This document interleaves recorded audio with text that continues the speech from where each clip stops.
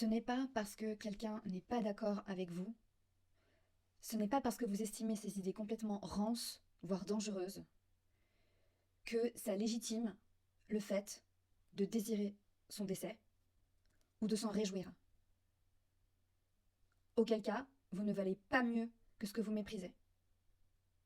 Je ne comprends pas comment on peut décemment reprocher quelque chose à quelqu'un pour ensuite reproduire la même chose soi-même. Ce n'est pas cohérent.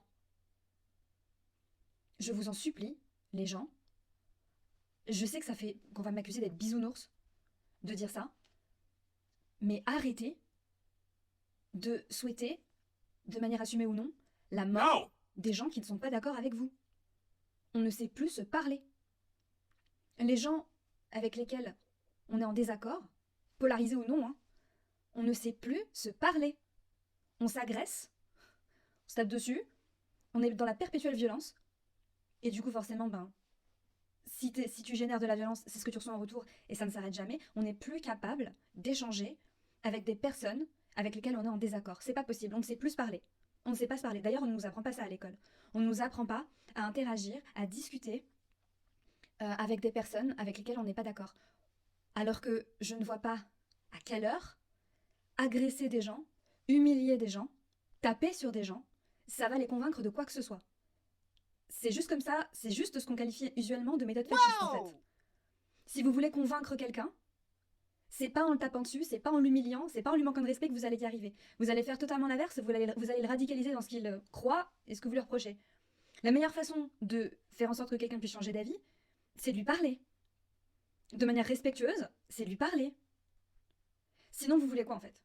Vous voulez juste que cette personne meure. Puisque vous faites rien pour la faire changer d'avis. Vous faites rien pour l'aider à déconstruire ce qu'elle a et ce que vous estimez ne pas être la bonne façon de penser.